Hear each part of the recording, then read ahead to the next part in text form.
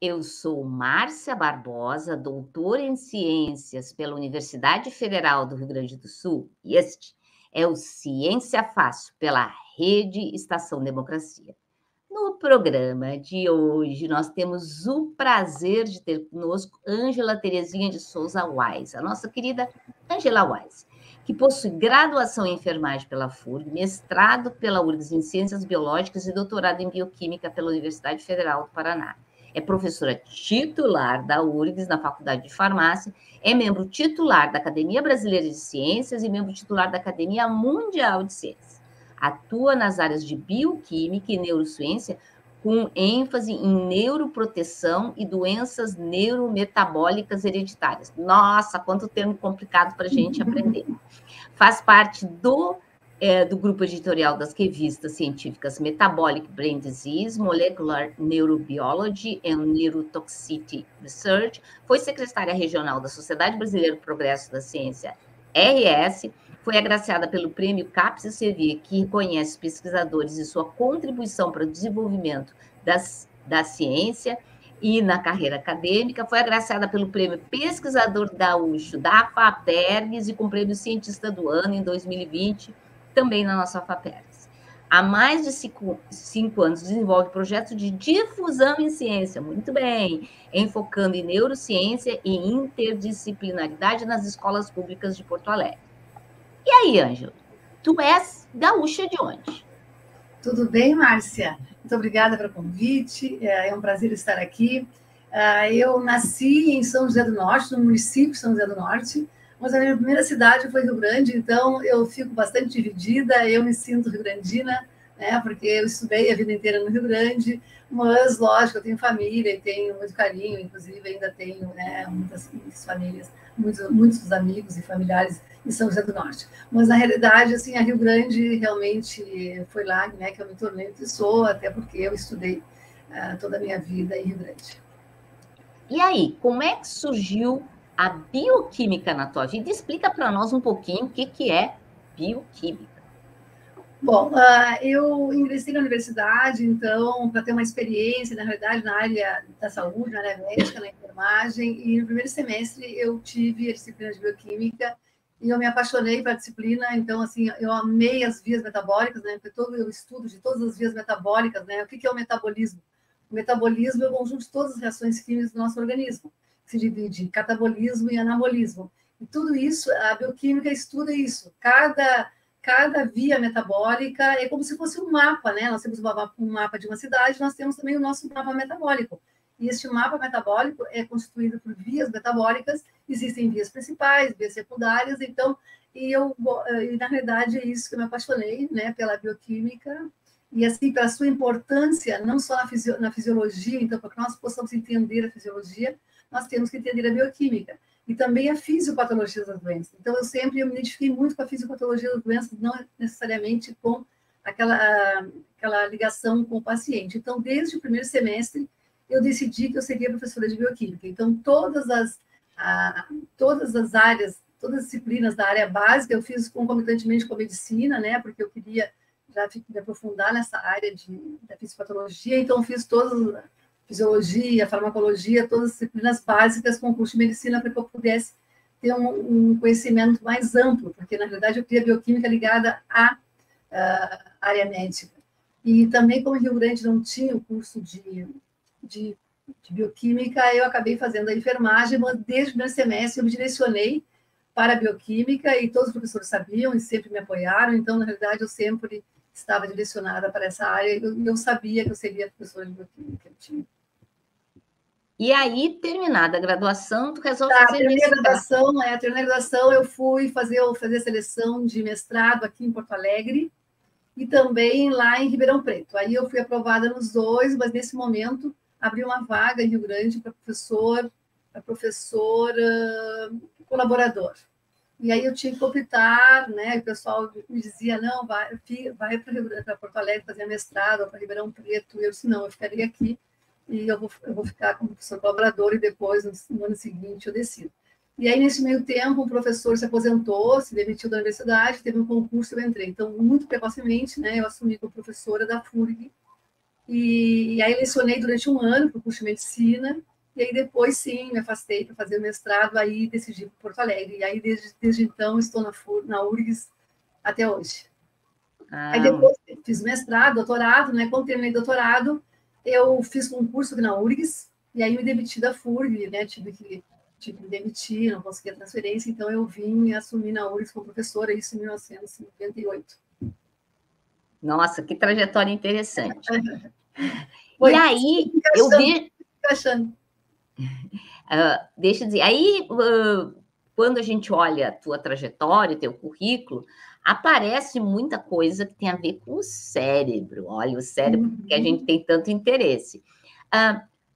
Ele é composto de neurônios. E eu queria que tu explicasse assim para a gente como é que funciona essa história dos neurônios. Como é que eles se comunicam, como é que eles passam informação, como é que essa história de memória, como é que isso funciona, mas de um jeito facinho, tá? Sim, pode deixar. Então, como eu falei, até então eu era apaixonada pela bioquímica de um modo geral, né? Pelo organismo. E aí, quando eu vim no Porto Alegre no mestrado e doutorado, eu me direcionei para a área de neuro, então, estudando o cérebro. Aí me apaixonei pelo cérebro, e foi aí, então, que eu me apaixonei pela pesquisa em si, e decidi, então, que eu seria neurocientista. Então, assim, o cérebro, assim, se a bioquímica ela é muito interessante, o cérebro é mais ainda, porque o cérebro é muito complexo, né? Ele comanda, né, todo o organismo. E o que acontece? Ele tem células, então, assim como tem o hepatócito lá no fígado, o cérebro ele tem o sistema nervoso central, né? Ele tem os neurônios e a glia. Então, são células importantes. A glia se divide em vários tipos de células e são importantes para manter o neurônio também. E esse neurônio ele é muito importante porque ele dá a estabilidade neuronal. Então, ele libera neurotransmissores e ele se comunica um com o outro através de sinapses. Então, um neurônio libera uma substância que se comunica com o outro e assim vão transmitindo a informação. E dentro desse contexto da estabilidade neuronal, existe uma enzima chamada sódio-potássio TPase. O que essa enzima faz? Ela transporta íons, né? E todo transporte, assim como na vida da gente, precisa pagar. Então, a célula precisa pagar, né? Ela precisa formar, ela forma ATP, que é a nossa moeda energética, e para que essa enzima possa transportar esses íons, ela precisa pagar com ATP. Então, a célula precisa trabalhar mais para formar ATP, e esse ATP é importante para todas as nossas células, e no cérebro nós precisamos de muito ATP, por isso que muitas vezes assim, se diz que 20% do nosso oxigênio ele é utilizado pelo cérebro para a formação de ATP. Então, esses neurônios, eles precisam trabalhar e eles precisam de energia, né? E essa energia, ela vem deste metabolismo energético que se chama também, de onde vem isso aí? Vem da respiração celular e da cadeia respiratória, que é aonde ocorre o transporte de elétrons, e nesse transporte de elétrons libera energia, e essa energia é utilizada para a formação deste ATP, que é nossa moeda energética. Então, todas as nossas células, né, a grande maioria são aeróbicas, e todas as células aeróbicas precisam de mitocôndria para que haja a formação deste ATP. E este ATP ele é muito importante para esses processos neuronais, e inclusive para ativar essa enzima, que é importante nesse transporte da célula. Caso haja uma diminuição nessa enzima, vai haver um edema, por exemplo, vai inchar, porque vai carregar água, porque essa enzima transporta íons, e um dos íons é o sódio, se ele está dentro da célula, ele leva água junto, então isso incha, isso acaba ocasionando um edema. Não sei se foi muito... Tá, vamos lá esclarecer alguns pontos, que eu já vi coisinhas muito interessantes aí. Então, você está dizendo que eu preciso, para ter essa energia, que é a energia que ajuda a transportar os íons para fazer ligação entre os neurônios, eu preciso de oxigênio. Então, respirar é uma parte importante desse processo para a gente ter oxigênio, né? Então, não ter oxigênio é ruim para a cabeça da gente, certo? Uhum. Certo. Caso não tenha oxigênio, vai ocorrer uma hipóxia, por exemplo, que acontece na isquemia. Se uma artéria está interrompida por um ateroma, quando se diz, quando tem assim, aquela formação de ateroma, que é um abolamento na artéria, e isso não passa oxigênio, aquela célula ali ela vai acabar morrendo, porque por falta de oxigênio, porque não vai formar este ATP, que é tão fundamental para as células. Mas além do oxigênio que dá essa energia, esse caminho de transportar íons, esse voleibol de íons que tu está descrevendo, que vai acontecer no nosso cérebro, ele pode ter outras coisas que inibem esse processo. Eu vejo que tu tens, ao longo da tua carreira, estudado algumas dessas coisas que inibem e outras coisas que ajudam. Tá? Então, por exemplo, eu vi que tu tem artigos que falam da vitamina D e vitamina E para correção de alguns desses processos que não funcionam lá muito bem. Podia contar um pouquinho mais para a gente sobre isso? Porque essa questão de vitamina tem muito a ver com boa alimentação, com alimentação equilibrada, buscar uma alimentação mais saudável. E aí eu já fiquei toda interessada nesse assunto. Sim, isso é bastante interessante mesmo. Assim, então, porque o cérebro, então, eu falei de um exemplo, né, transporte de íons, mas, por exemplo, o ATP ele é importante para todos os processos que ocorrem dentro, né, na célula neuronal e outras células também do nosso corpo. O que acontece? Todos esses processos que envolvem estabilidade neuronal, liberação de neurotransmissores, isso envolve o quê? O nosso funcionamento normal do nosso cérebro. Isso também envolve o quê? A questão da formação das nossas memórias, né? Então, nós precisamos, né, de oxigênio também para formar ATP e formar esses processos de transporte, liberação de neurotransmissores, ou seja, os neurônios precisam trabalhar corretamente para que eles possam, então, adquirir o conhecimento, armazenar a memória e depois fazer com que nós lembremos dessa memória. Então, todos esses processos são bastante complexos e eles ocorrem em diferentes áreas cerebrais. Por exemplo, o hipocampo, que é uma estrutura cerebral que é muito importante na nossa memória de referência, ou seja, nosso GPS, esse hipocampo, ele, mesmo na fase adulta, indivíduos adultos, tem uma região dele que é capaz de formar novos neurônios. Então, aquela história de que os neurônios não são mais formados depois da fase da infância, isso não é verdade.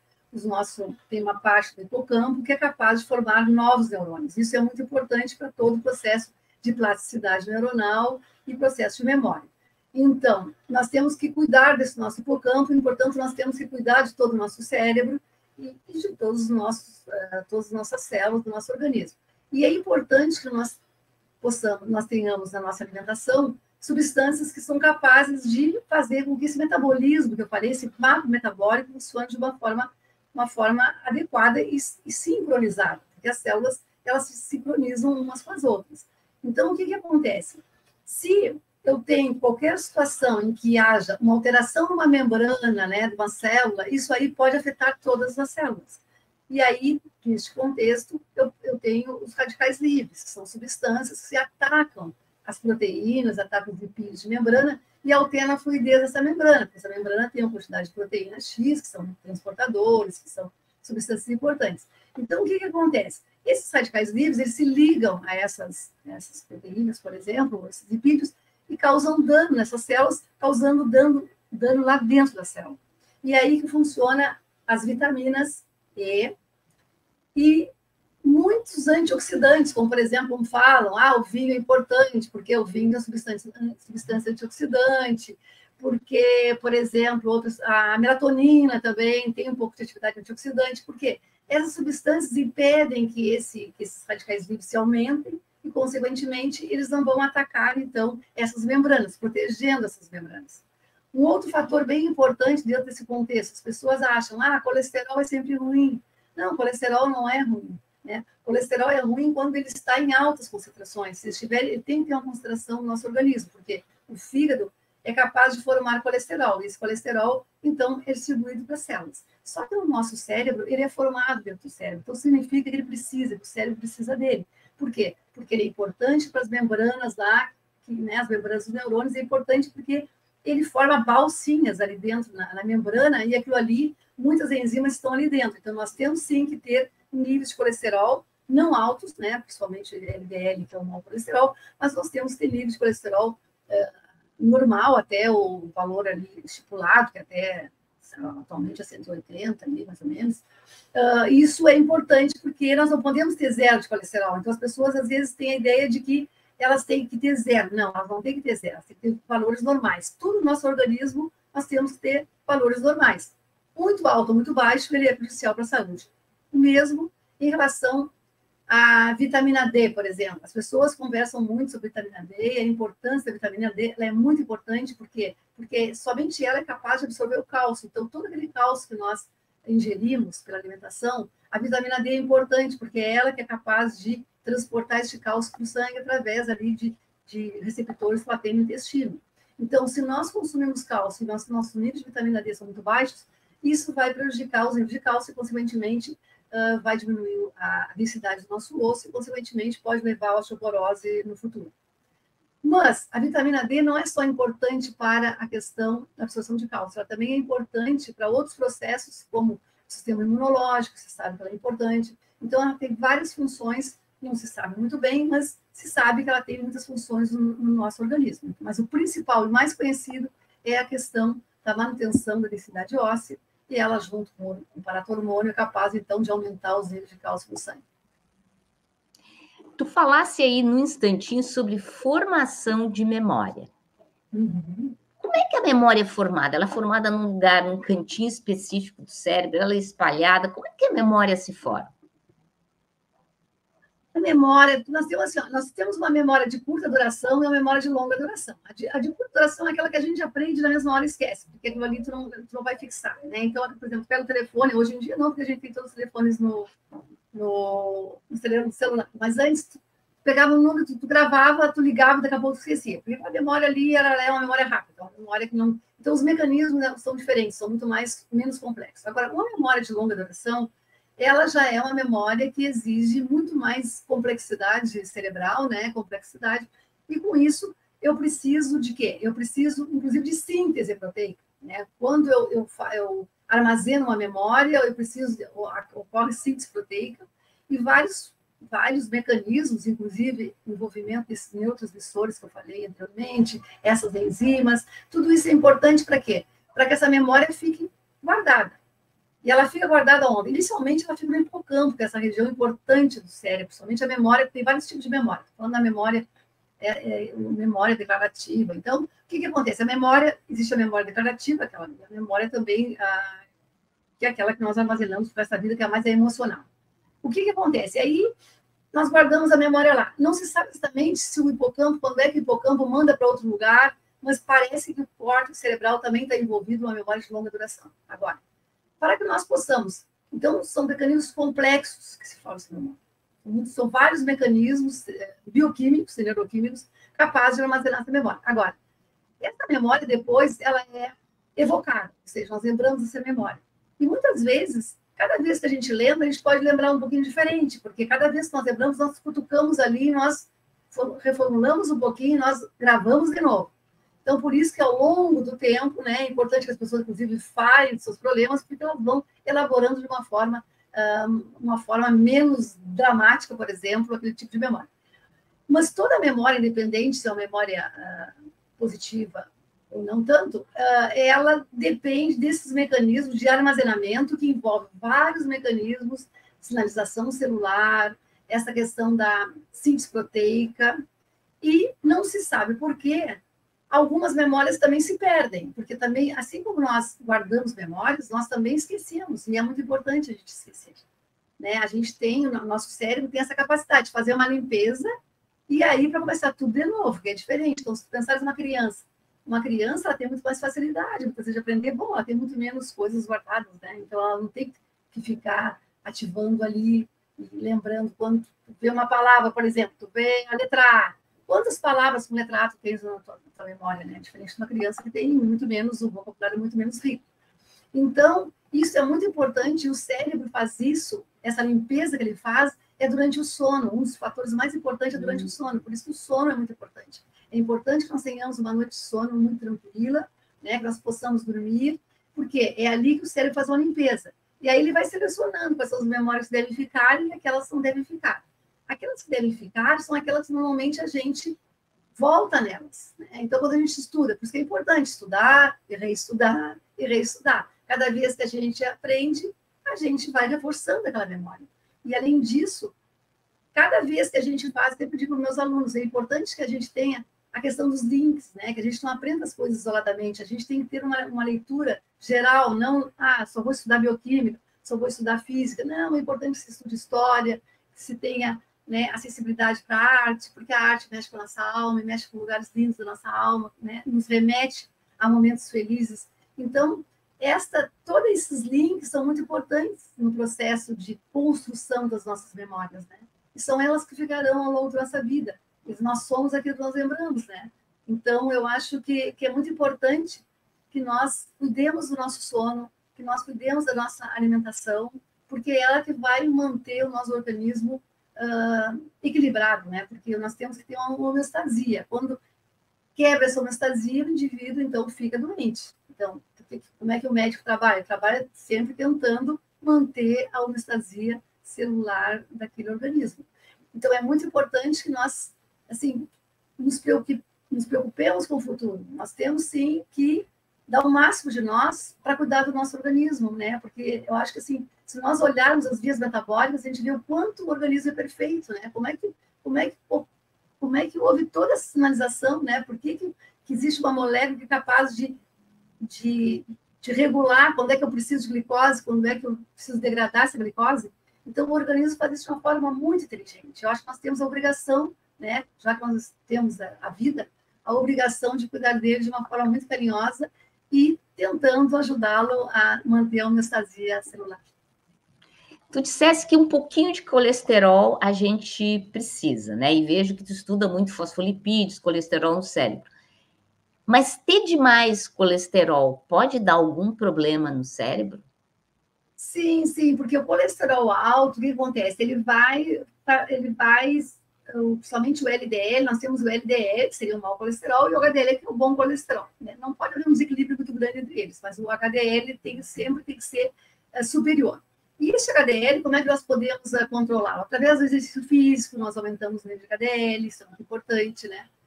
E a questão da alimentação. Então, nós sintetizamos colesterol. Então, as pessoas, eu não como colesterol, meu colesterol está alto. Não importa, muitas vezes o colesterol, tu pode zerar o colesterol da dieta, que é difícil zerar, mas diminuir bastante. Mas é o teu fígado que sintetiza bastante colesterol. Então, por isso que as pessoas tomam estatinas, né? As estatinas, elas inibem uma enzima chamada hidroximetilglutase, um nome bem esquisito, mas essa enzima é que regula a síntese de colesterol. Então, por isso que as pessoas têm que tomar um remédio, para diminuir a síntese de colesterol no fígado. Mas, na dieta, né, muitas vezes, então, diminui, mas tem que controlar, então, por isso que tem no médico, para ver se precisa tomar um remédio. Se eu aumento muito esse colesterol, principalmente colesterol LDL, o que vai acontecer? Ele vai se fixar nas artérias, assim, aí pode haver calcificação, pode haver, aí forma radical livre, e forma um trombo, que chama trombo, né?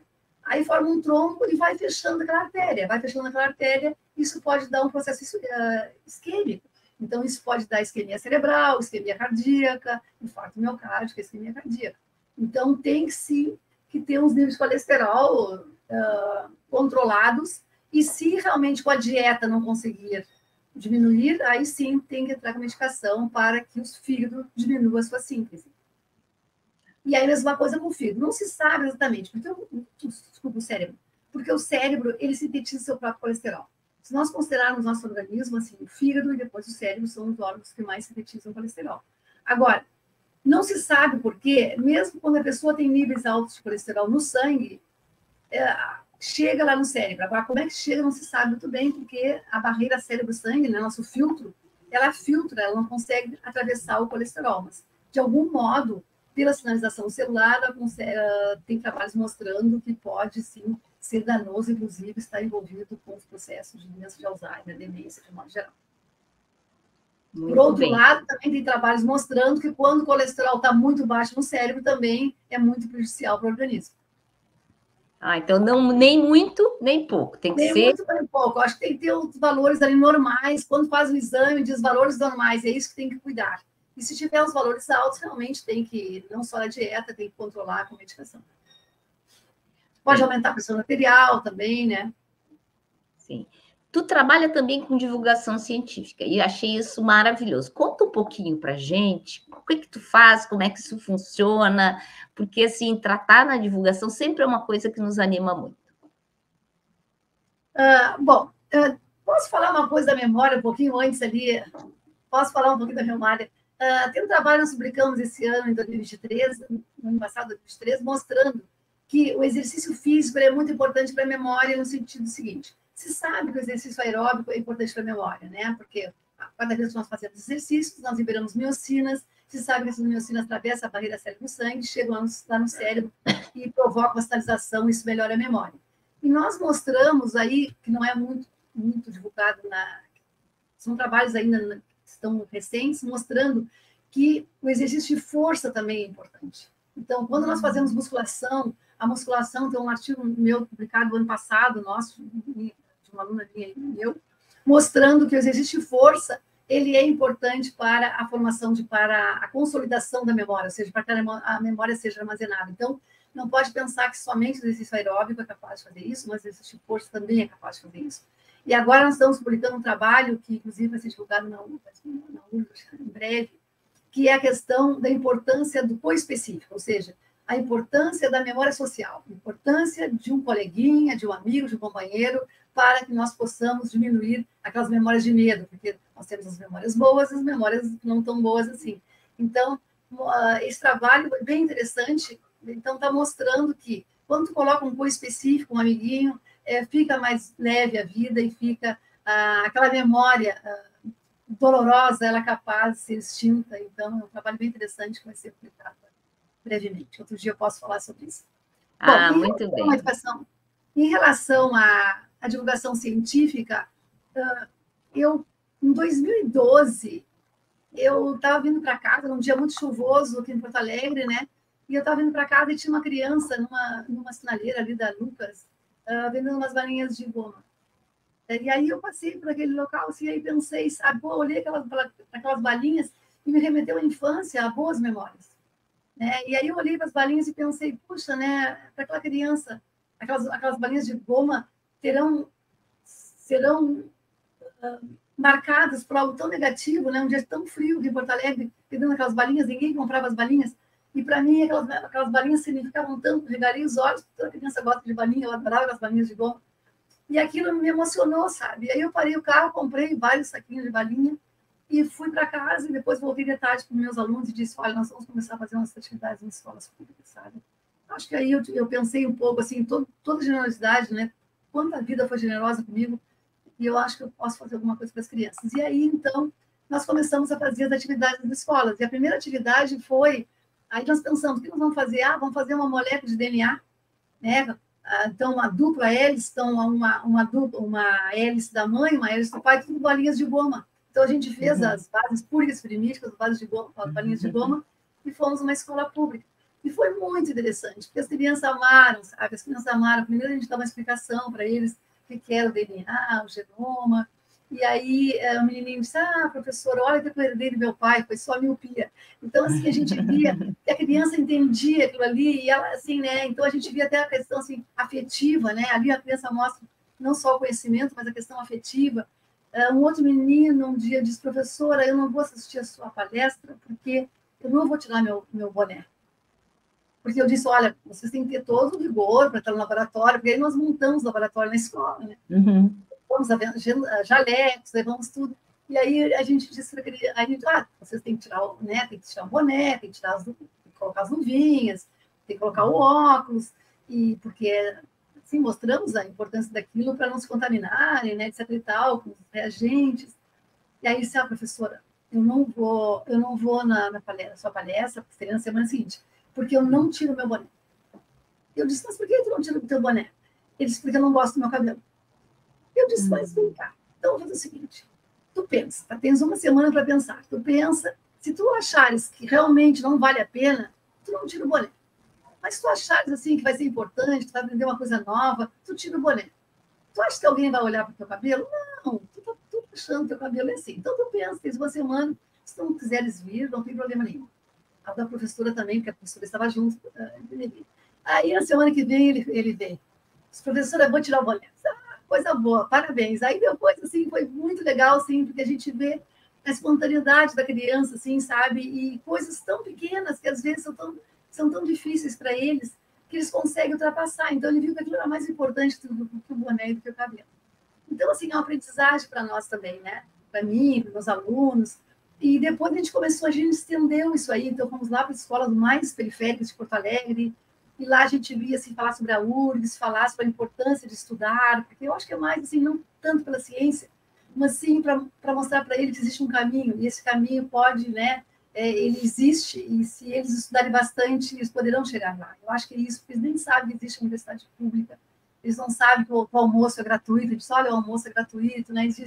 Então, a gente vê assim, o quanto que a criança precisa, né, de estímulo, assim, não digo que os professores são muito mais importantes do que a gente, mas nós somos uma novidade.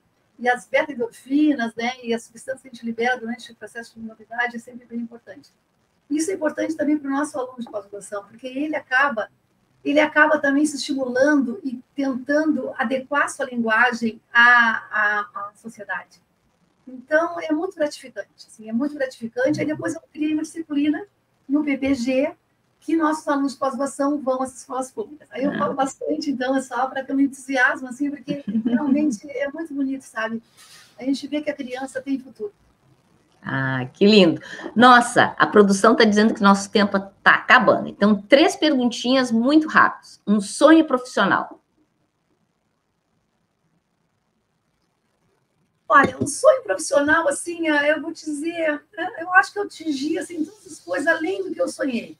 Né? O meu sonho é ser professora de bioquímica da FURB, e eu acho que a vida me deu tanto, né? Mas, assim, eu tinha, meu sonho era ser professora de bioquímica, o restante veio. Bom, eu acho que agora eu quero continuar fazendo o que eu faço, sabe? Eu acho que cada prêmio, cada situação que eu fazer, para mim é um estímulo para continuar. Porque eu amo o que eu faço, eu amo dar aulas, né? Eu amo dar aula na graduação também, eu gosto de estimular os alunos, eu acho que o meu sonho assim, é poder ser um exemplo positivo para que outras pessoas gostem de estudar. Eu acho que o estudo é a coisa mais linda que existe. E eu sempre fui muito apaixonada por estudar. Eu acho que o meu sonho é continuar sendo assim, incentivando pessoas a estudarem, trabalhando bastante e estimulando o estudo. Uma coisa que tu sabe fazer, mas não está no teu currículo. É que eu sei, eu não sei, né? Se eu sei, mas eu escrevo poesia, né? Não sei se é muito bom também, aí não sei, fica feio, eu dizer se são boas ou não são boas. Mas eu escrevo poesia, e a poesia me ajuda muito, sabe? Me ajuda muito, porque às vezes, claro que a vida, né, científica, tu sabe muito bem, né, Márcia? Ela, às vezes é meio dura, assim, né? É um meio bastante competitivo, a gente trabalha muito. E às vezes, assim, a poesia, para mim, eu consigo embelezar algo que não está tão belo. Então, deixa eu dar um exemplo bem rápido em relação a isso, posso dar? Eu fui fazer uma trilha recentemente, a trilha do Boi, em Santa Catarina, e foi muito difícil, uma trilha dificílima, eu nunca tinha feito trilha. E eu tive que caminhar em cima de pedras, e aí eu pensei, o que eu estou fazendo aqui, sabe? Para que isso? E aí, quando eu sentei na frente de uma cachoeira, eu realmente tinha caminhado 4h30 para ir, teria que voltar 4h30 de volta, e estava cansado, e com pouca comida, não tinha levado um sanduíche bastante forte. Aí eu pensei, né? Ali eu fiz uma poesia, sabe? Mostrando assim, peguei aquelas pedras e transformei num tapete do rio, né? Que a natureza tinha feito aquele tapete. E transformar aquelas pedras num tapete feito pela natureza, naquela poesia, aquilo ali me facilitou para eu voltar às 4h30 que eu tinha caminhado de volta. Então, assim, a poesia, eu acho que mexe com algo que é diferente, né? Da minha parte mais prática, mas eu sou bastante prática no trabalho, eu sou bastante objetiva. E ali eu acho que eu acabo equilibrando o meu lado mais racional com o meu lado emocional, então me faz muito bem escrever poemas. Ah, e para terminar, qual o teu time de futebol? Sou gremista. Mas quero estimular também os colorados, sabe? Quero estimular os colorados também, mas eu sou gremista de coração, sou apaixonada pelo Grêmio. E esse foi o Ciência Fácil da Rede Estação Democracia com Ângela Vaz. Nossos apoiadores, CUT-RS, Adurgs, CEPERS e Sindicato dos Sapateiros de Sapiranga. Parceiros que retransmitem Jornal Brasil Popular, Rede Soberania, Brasil de Fato RS, Portal Litoral Norte RS, TV Passo de Torres, o Coletivo, Coalizão de Movimentos contra a Discriminação Social, página da CUT-RS, Jornal Já Porto Alegre, Ferrabras FM e TV Caxias.